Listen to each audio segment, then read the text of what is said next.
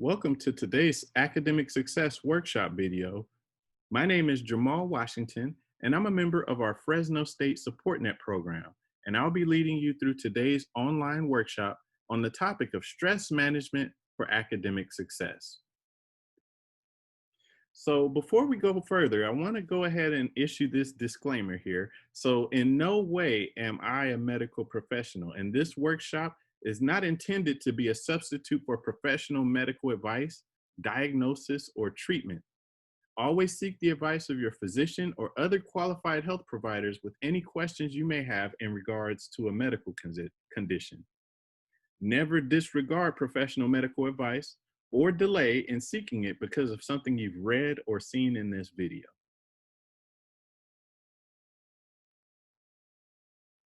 So before we begin, I want to ask that we gauge where we are as we view this workshop video. So we're going to start with this stress level self-check, which is an activity that allows us to check our temperature of where we are stress-wise at this very moment. And this is a practice that we're going to mention further into the workshop that you want to have as a regular occurrence to really check the temperature of where you are stress-wise so that you can start making mindful steps towards managing stress. So to gauge where you are right now when it comes to stress, ask yourself on a scale of 0 to 10, with 0 being not at all stressed and 10 being extremely stressed, where are you at right now?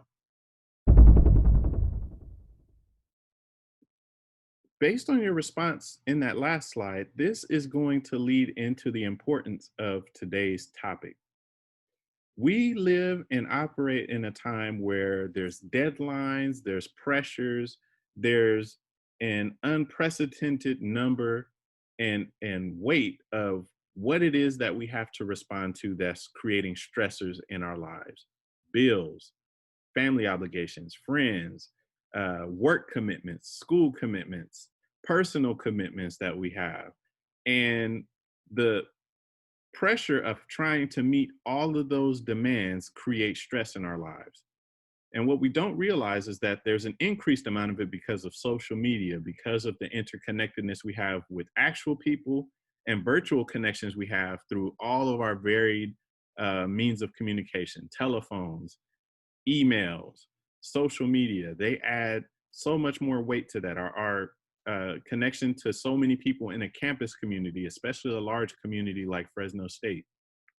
And at this point, I wanted to share and introduce this video as something to check out as an addition to today's presentation of how stress is actually killing us. So this is a presentation you can find in TED Talks. It is titled "How Stress is Killing Us and How You Can Stop It." And there's a statement in there that was so powerful that I wanted to share this with you. And in the opening, he shares that levels of stress, even dangerous levels of stress, are acceptable and they are normal. And that is unhealthy. That's where we are right now with all of these demands, all of these pressures that we have in our lives that we're forced to have to respond to. And being in the situation where we're in a health crisis, a pandemic, only adds that much more to the pressures that create stress in our lives. The restraint that we have to operate by to stay at home in order to stay safe, the mandates for that, the obstacles that are created when in-person interaction and activities is limited in a lot of ways because of the health crisis. So really, I encourage you to, after this workshop, maybe check out this TED Talk just to get another voice to share how critical it is to understand how stress is actually killing us. Common situations where I've seen, and many of my colleagues have seen, that students encounter stress include, but definitely not limited to, uncertainty in connection to expectations established by a campus program, organizations, scholarship, family, or even oneself to maintain good, optimal standing. Also, there's sudden or extenuating financial matters, bills, fees, unforeseen repairs, a lease, or other expenses. There's dealing with sudden high pressure changes. There's frustration with academic results, tests, quizzes, assignments, projects, and high challenging courses on top of that. There's the social and racial justice battle fatigue. There's too many responsibilities and not enough time to do them all well. So, this feeling of being overwhelmed. There's situations of isolation, a negative sense of belonging, or feelings of loneliness. There's serious personal or family health issues. There's minimal personal time and space. There's academic transition frustrations.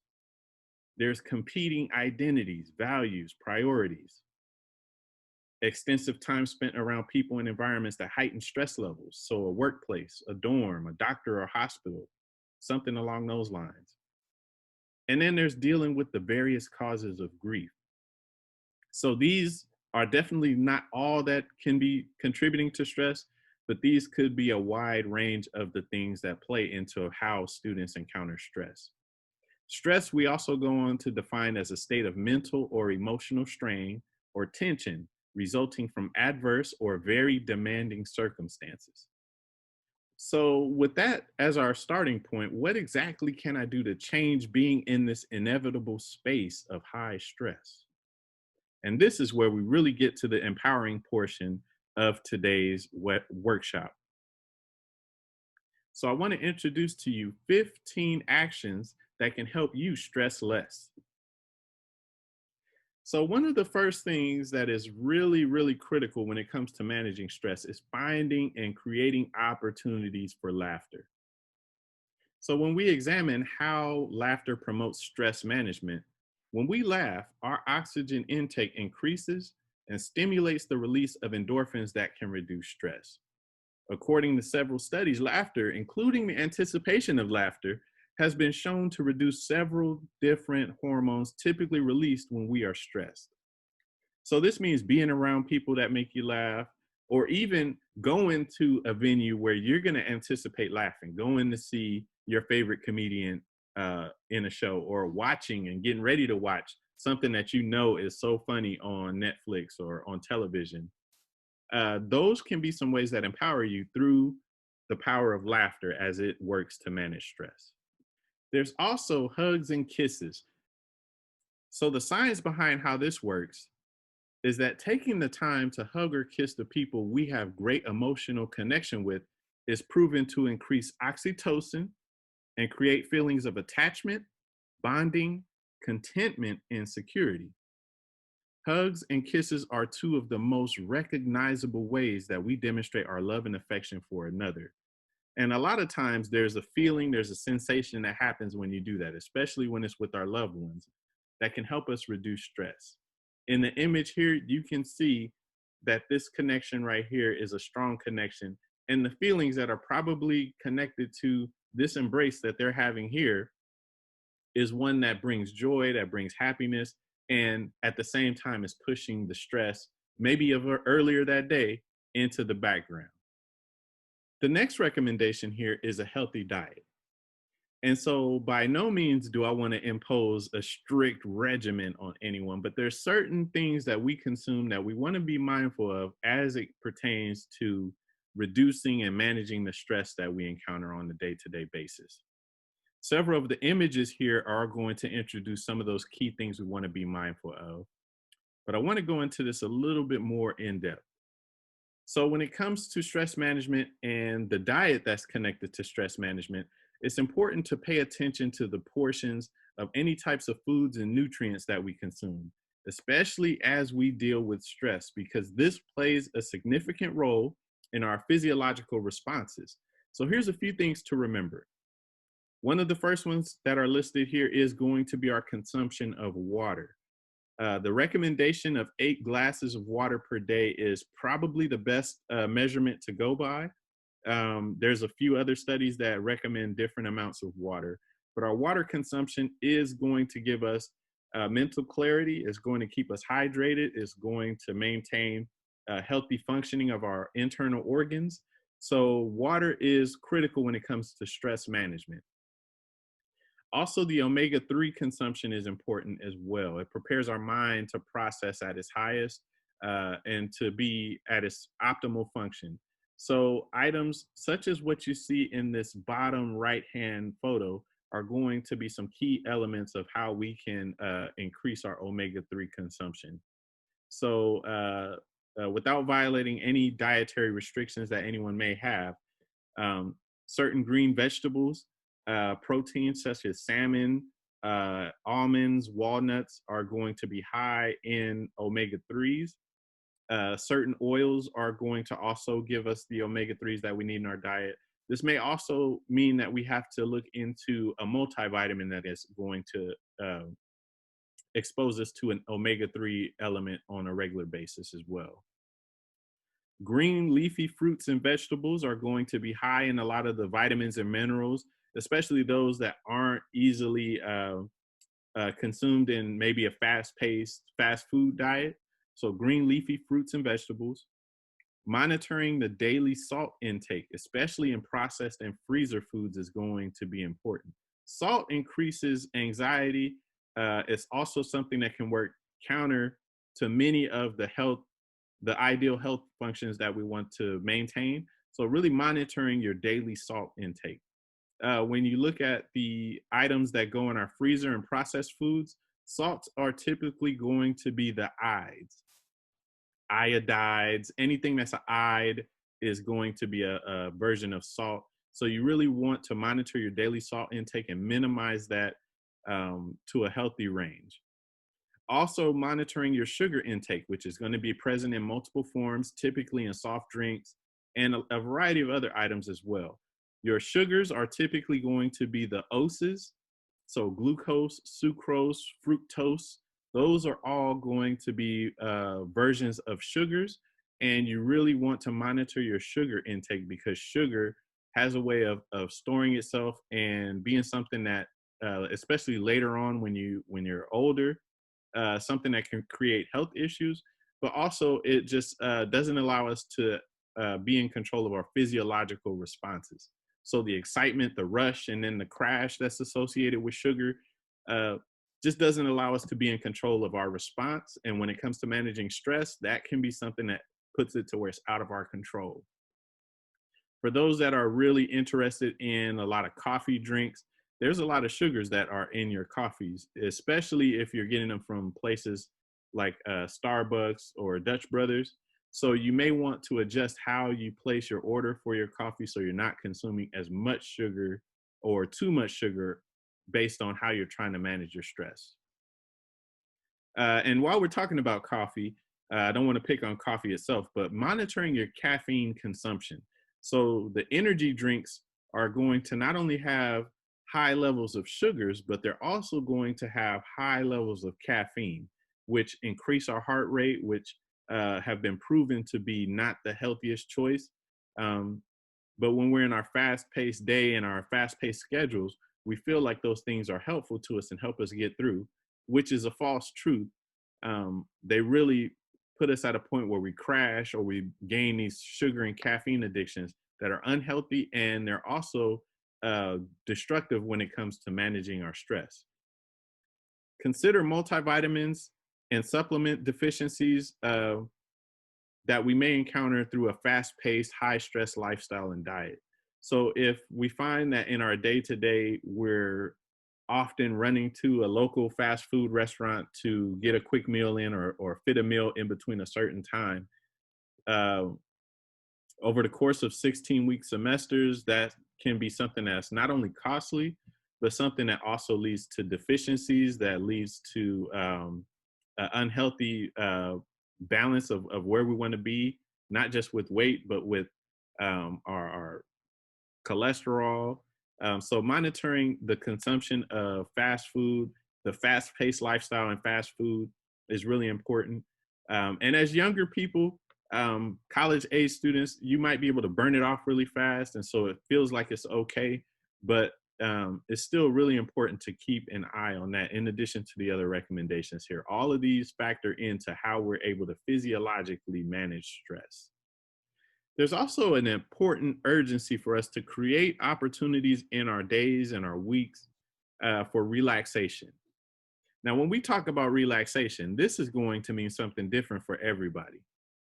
But generally, participating in these activities where we're in a state of relaxation can be just what's needed to release the endorphins that help reduce stress levels.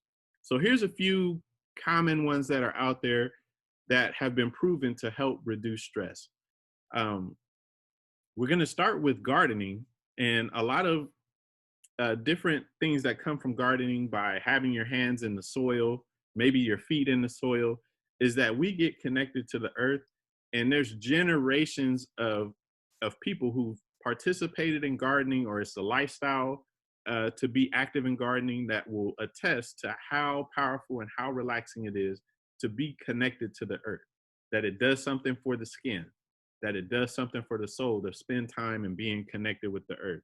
Gardening is an excellent way to relax if it's something that you're into. And over time, you'll find that you have a nice garden, you have a connection with the life that's around you, and it's something to disconnect from the technology, from the pressures, the things that drive our day to day that aren't as organic, that aren't as natural as nature, as gardening, as seeing something grow and knowing that we were a part of it. So gardening is really, really powerful when it comes to managing stress.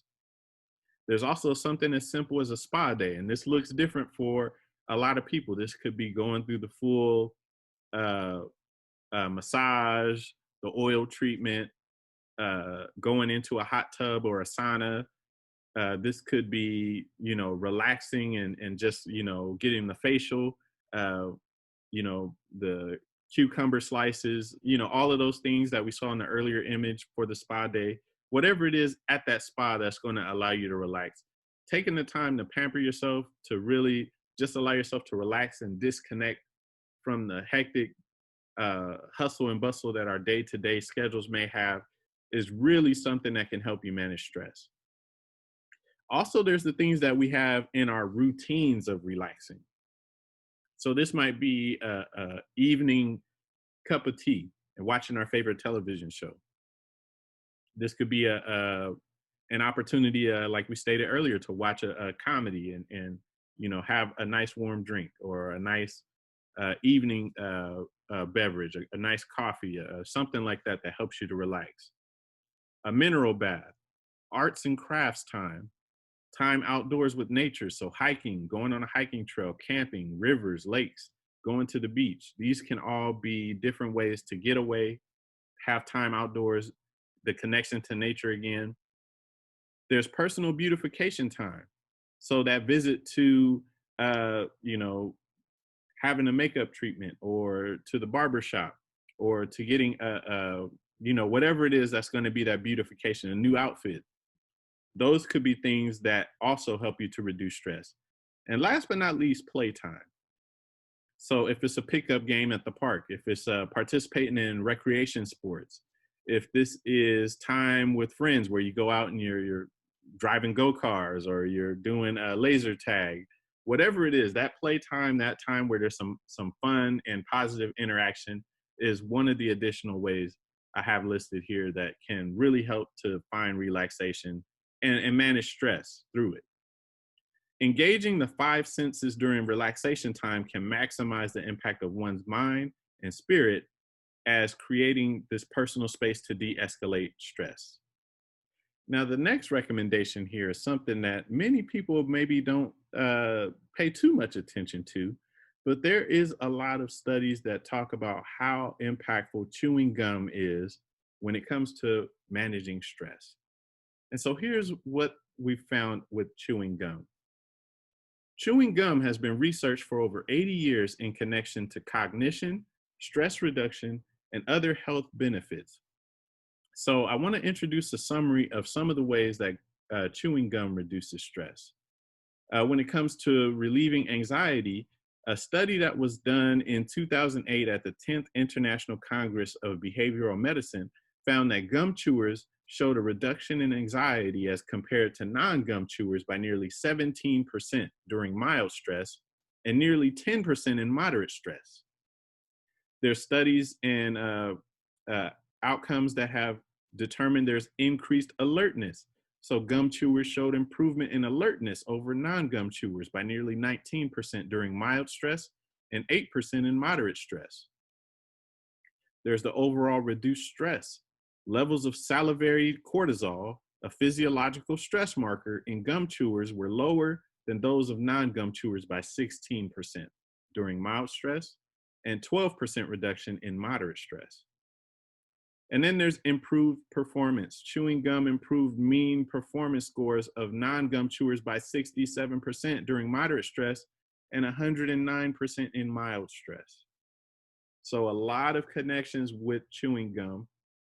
And as you partake in a lot of other uh, academic success workshops and a lot of the toolkits that we have with SupportNet, you'll find that chewing gum is connected to a lot of different impacts for how the mind works and how it can impact academic success.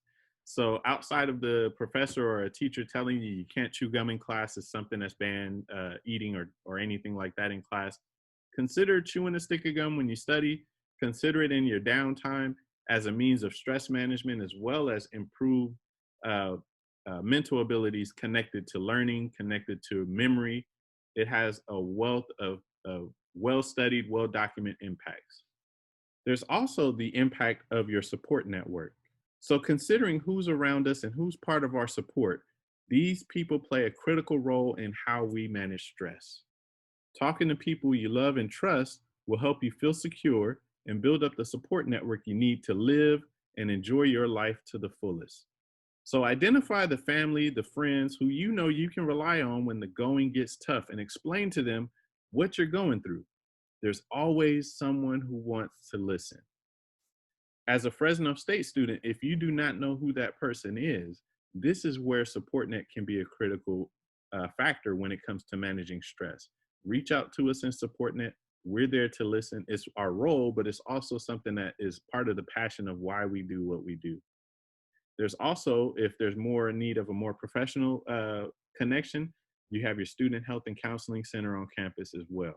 They're also on our Fresno State community, and they're there to listen as well.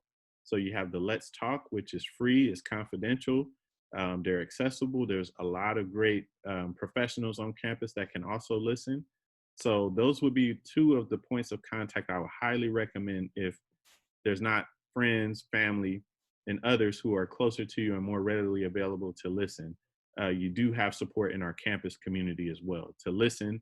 And we do care, and it's part of what passions us in serving students is being there. So reach out to us if that need for someone to listen is and having that support to manage stress is a need, because we're here for you for that.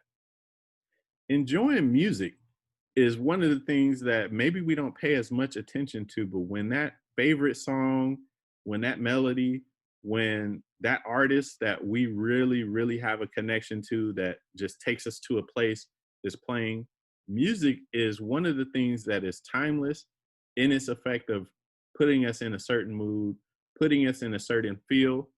And so this is also going to be something that's extremely powerful when it comes to managing stress.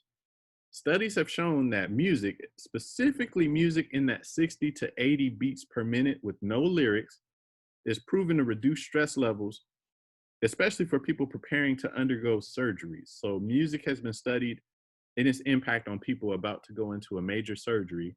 And when it came to the stress levels, everyone going into that has some heightened stress.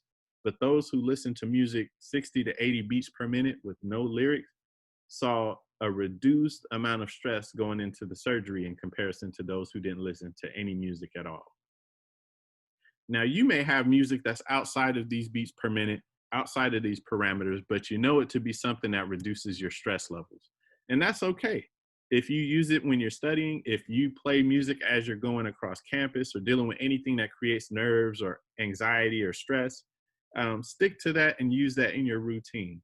The most important thing is that you know the music and you know how your body and how your mind is going to respond to it.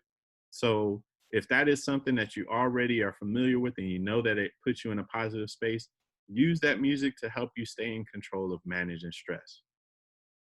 There's also time with pets. Pets can be our best friends and know us intuitively. They respond to us. They know our moods before we even have to tell them what our moods are. And so time with pets is going to be extremely powerful in how we manage stress. The human connection to pets as a reliable source of trust, security, playful interaction, emotional support, compassion, and bonding spans over the course of ages. Cats and dogs are especially gifted at sensing when their human is stressed, hurt, threatened, feeling lonely, and they instinctively want to provide comfort. So, as with many of the other recommendations on this list, studies have shown that quality bonding time with pets, especially as we experience heightened stress, increase production of hormones that reduce stress and anxiety. One of the most important and not talked about enough aspects to managing stress is going to be sleep. Now, as we have busy schedules, not only with school, but with our other outside obligations, work, family, friends, one of the first things that gets pushed back is our necessary time to really rest, rejuvenate, and recover. And so, for that reason, the ways adequate sleep can improve stress management are proven and it's been studied. And what I want to pass along to you is that sleep is an essential tool in allowing our mind to process our thoughts and experiences. So, for college students, most studies recommend between 8 to 10 hours of sleep to improve the mood and to recharge from the different various forms of fatigue that we may encounter. Prepping for sleep is also important. So if you struggle staying asleep or if you struggle going to sleep at all, one of the most important things to look at is how do you prep for sleep? And so when we talk about prepping for sleep, there's a couple things you want to consider. The 30 to 60 minutes before you want to actually go to sleep, you want to start to prepare. So you want to set the ideal room temperature. If you like to sleep when it's nice and chilly, you want to set your thermostat to a cooler temperature. If you need it to be kind of warm and cozy, you want to turn your thermostat up to keep the room and keep everything around you in that warm, ideal temperature. You want to black out the room as much as possible. So really addressing those sources of lights, whether it be a LED alarm clock that you have in the room, or if there is notifications that flash on your phone, or if it is the television, you really want to black out the light. Also consider the panels for your drapes. Is there a street light that may be coming through your window? That could be something that disturbs having continued sleep. So blacking out the room as much as possible is important. And then optimal feel of the bedding that you have. So if you like more smooth materials, you want to make sure that your bedding has the materials that are ideal to your skin, that are comfortable, that feel relaxing. Because the more rough or more uncomfortable you feel with the bedding that you're sleeping in, the more uncomfortable it is to manage and maintain sleep throughout the evening. Also, if you have an extended day, consider taking a power nap. A 30 to 45-minute power nap in between the day can be something that recharges you for the second half of the day. You don't want to go beyond that 30 to 45-minute window because then our body has to go through the entire phase of waking up. And in our dreams, when we dedicate time to actually sleep and have dreams, we process subconscious thoughts, including stress, in the vivid images, the interactions, the responses, and the emotions we experience. So our dreams show us how we can work our way through the things that create stress or the things that are upcoming that are creating stress. Our dreams allow us to think about that and process how we're going to get through it. Now, as you may know, physical activity is a critical factor when it comes to managing stress. So investing time in some physical activity can really help you to really respond to this. And I can't stress enough how important it is for us to be prepared to deal with stress on a physiological level. Physical activity can serve as an outlet for us to physically vent the pent up energy and emotions connected to our source of stress. As stress mounts, we can channel our energy into becoming more physically active to liberate ourselves from this mounting pressure and uncertainty. So, this is something that you want to keep in mind as you work to manage stress. As you see in the image here, kickboxing class, just taking some time to do that, it can really feel empowering to go in there and you have it in the forefront of your mind, the source of your stress, and you just take it out on a punching bag. And then last but not least, taking care of ourselves in this way is about how we look just as much as it is about how we feel. So not only is this investment in physical activity going to help us look better, but it's also going to help us feel better. The next one here I want to introduce is disconnecting. When we talk about disconnecting, it's going to be so important to disconnect ourselves from all of those electronic responses, those virtual connections we have, the things that keep us going and don't allow us to step away fully from work, from school, from a community that we feel like we have to be an instant response to. Unplugging yourself really allows you, just as much as meditation, to connect to your inner voice, to connect to your inner needs, and really focus inward versus outward. When we're focused outward, we're pouring so much. We're giving and we're giving and we're giving. And when we don't take time to refuel ourselves, whether it be through affection, like we saw earlier, whether it be through physical activity, whether it be through meditation, and all of those other things we've talked about, if we're not filling ourselves up, at some point our cup is going to be empty. So disconnecting allows us to fill our cup. In a day and age where work, school, and vastly expanded circles of human network via text message, email, social media, and just these points of our constant busy, taking time for ourselves and mindfully prioritizing our inner peace can be tremendous in how we reset and rejuvenate from day-to-day stress levels. There's also, in the more immediate needs to reduce our stress and reduce anxiety, the power of deep breathing. So breathing is connected to how we can control our heart rate and ultimately how we can control our stress levels. So paying attention to your breath, doing a breathing routine, which I'll introduce here in a second, just helps you to calm your body down.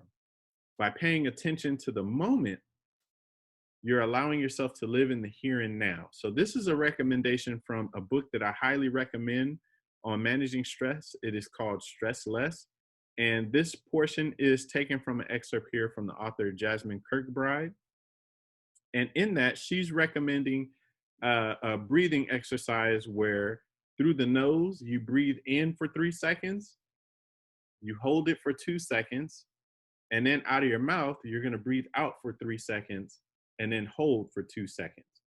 And so by doing this and repeating it multiple times, you'll start to see that your stress in that moment starts to reduce. So to give you an example at this point, I'm just going to demonstrate this here so you kind of see how this works. So through the nose, we're going to breathe in, hold for 2 seconds, breathe out, and hold for 2 seconds. And then you just repeat. After about 10 times of repeating this, you'll start to see that your stress levels are starting to decrease.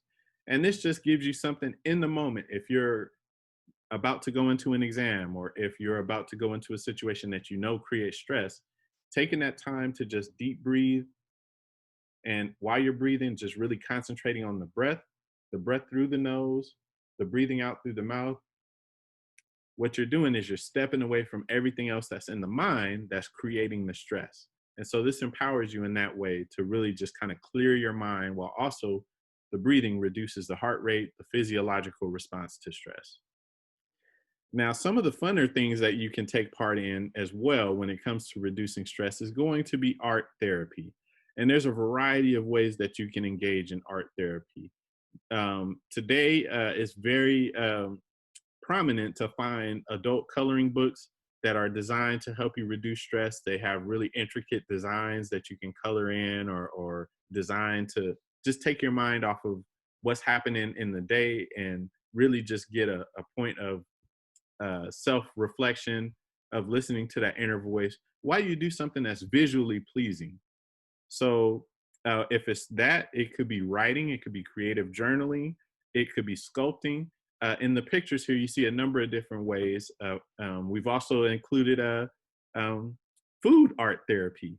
So for a lot of people, culinary arts is still a respectable form of arts. And that is an activity where it takes your mind off of what's happening around you, what may be creating stress, and gives you something that helps you to find peace because you're doing something that you really enjoy. Taking some time to turn artistic expression into an outlet or a means of relaxation can be very powerful in reducing stress levels. Whether it be drawing, painting, creating music, writing poetry, sculpting, or many other forms of artistic expression, mindfully shifting our focus and energy to the creation of art has been shown to be quite powerful in stress reduction. If cost or access create an issue in partaking in this method, consider many of the stress reduction coloring books or printable coloring options that are available online for free. Now, one of my favorites is to declutter.